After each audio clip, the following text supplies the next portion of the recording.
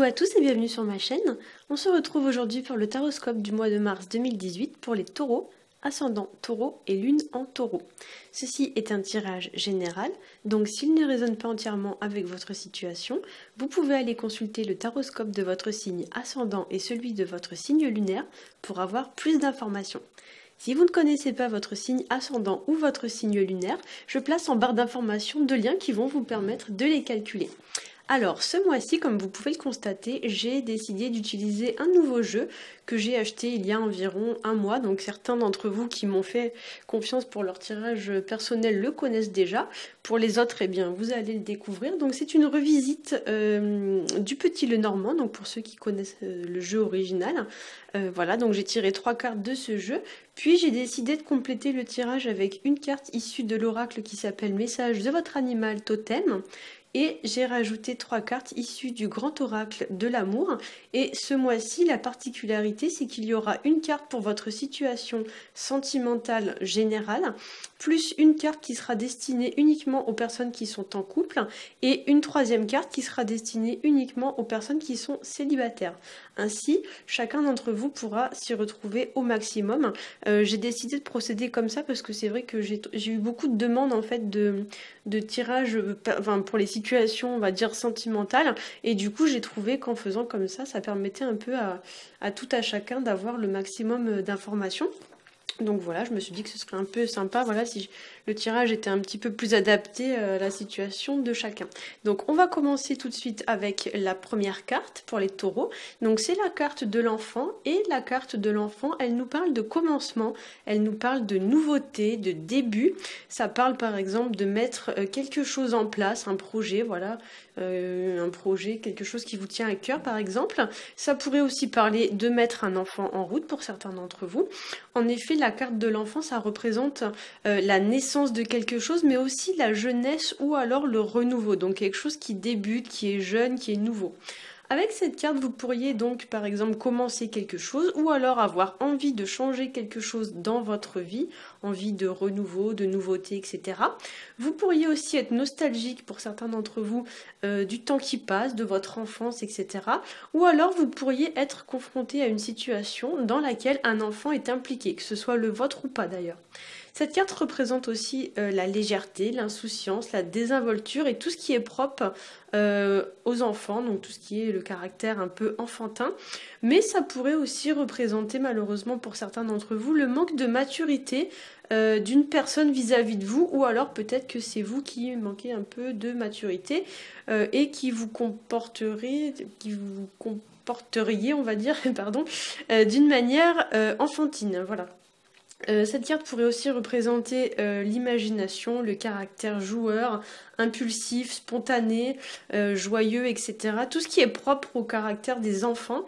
Il y a l'idée de se comporter vraiment comme un enfant. Et avec cette carte aussi, pour certains, on pourrait vous parler un petit peu de notion, entre guillemets, de fun, de légèreté, remettre un peu de fun dans sa vie, un peu plus de légèreté, que ce soit un peu plus rigolo, voilà.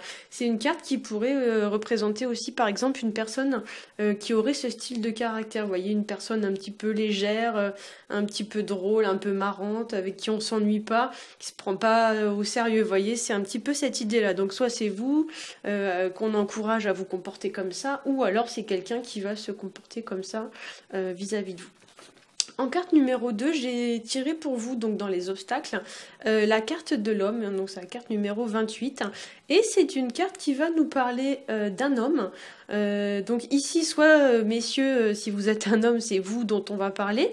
Si vous êtes une femme, on parlera plutôt d'un homme de votre entourage. Donc en général, c'est quand même quelqu'un de significatif. Alors significatif plus ou moins, mais c'est pas normalement c'est pas un inconnu. Bon après, il n'y a pas vraiment de généralité en matière de cartes, mais en général, l'homme, ça peut représenter donc votre mari, votre conjoint, votre chéri, un collègue, mais quelqu'un quand même un peu important pour vous, votre frère, votre père, etc. En général, voilà, c'est pas tout le temps le cas, mais souvent, on va dire que ça représente quand même quelqu'un qui a une certaine importance à vos yeux. Donc dans ce jeu, il y a 2 cartes de l'homme. Il y a celui-ci qu'on voit donc assis sur sa chaise, un peu passif. Et il y en a une autre où l'homme est un peu plus actif. Donc là, comme c'est la carte de l'homme, entre guillemets, passif qui est sortie, effectivement, il y aura une notion peut-être pour certains d'entre vous d'être un peu passif vis-à-vis d'une situation. Si vous êtes une femme, l'association enfant-homme, ça pourrait signifier que par exemple, vous trouvez votre partenaire trop passif, ou alors par exemple, il n'est pas assez attentionné, vous lui faites un reproche, ou alors peut-être il est un peu trop irresponsable, trop désinvolte, pas assez impliqué dans votre couple. Vous voyez, il y a un petit peu ce genre de notion. Vous pourriez aussi par exemple donc le trouver passif ou alors lui reprocher, vu que là on a l'homme quand même qui regarde l'enfant, peut-être que vous pourriez lui reprocher de ne pas s'impliquer assez dans l'éducation de vos enfants si vous avez des enfants avec cet homme. Voilà. Ça pourrait aussi signifier donc, comme je vous l'ai dit, que votre situation implique un homme et un enfant, si vous êtes une femme. Voilà, donc si vous êtes un homme, c'est vous plus votre enfant ou vos enfants, pour certains d'entre vous.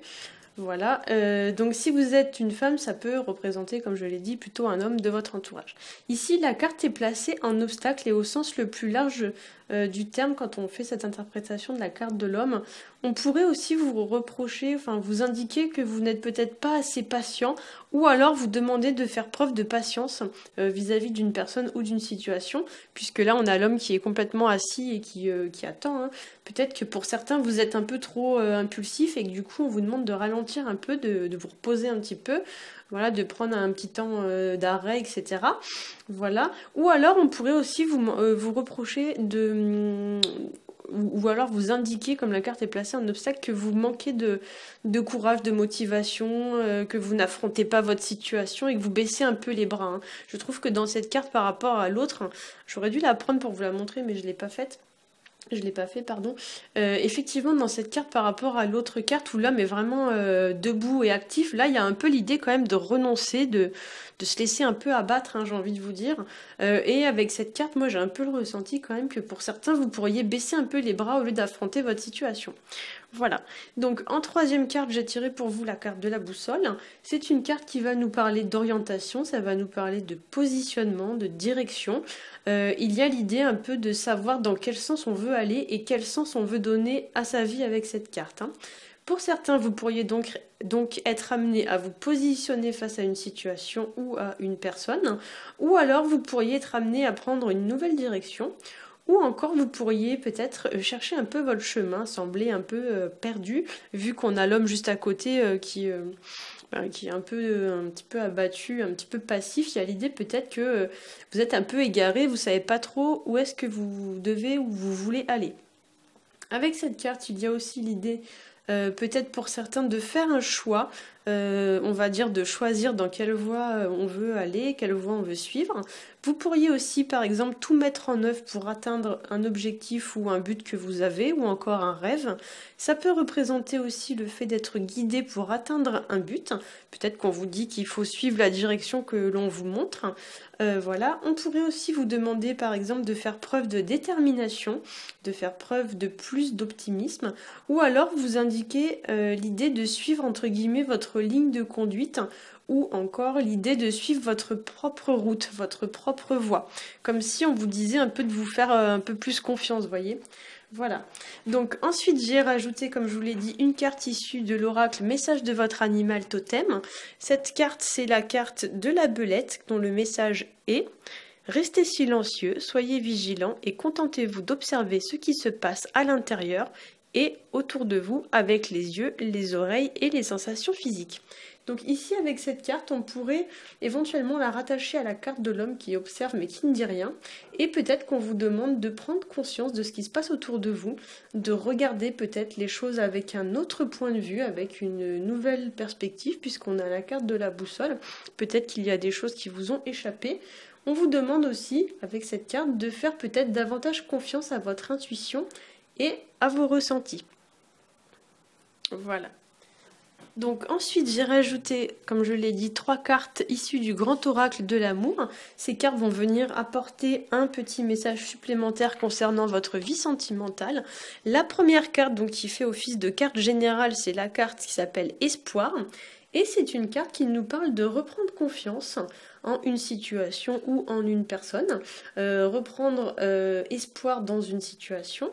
Ça nous parle aussi peut-être pour certains de sortir d'une certaine forme d'isolement, de solitude, etc., qu'on pourrait rattacher à la carte de l'homme, comme je l'ai dit, qui est assez passif et qui a l'air vraiment, vous voyez, très isolé hein, sur la carte, il est tout seul.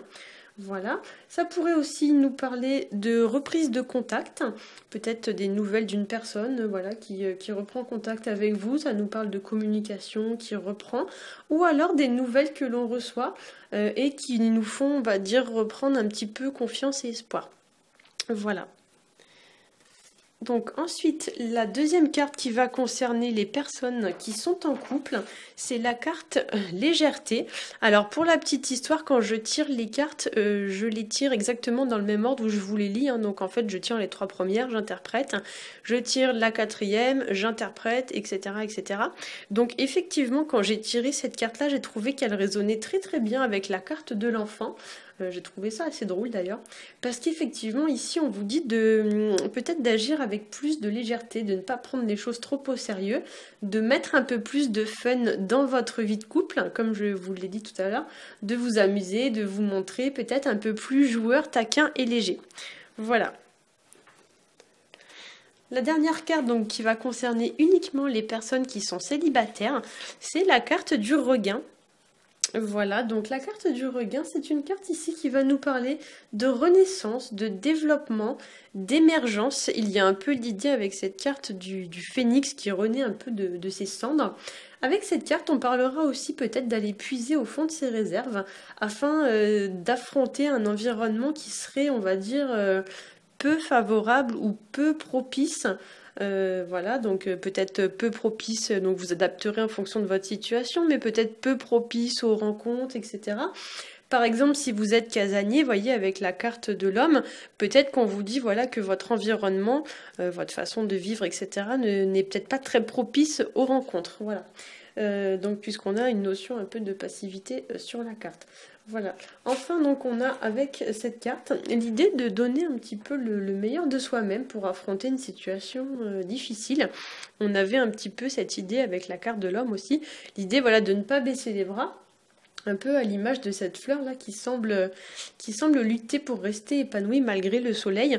Il y a l'idée un petit peu voilà, de ne pas baisser les bras et de faire ce qu'on peut pour affronter sa situation.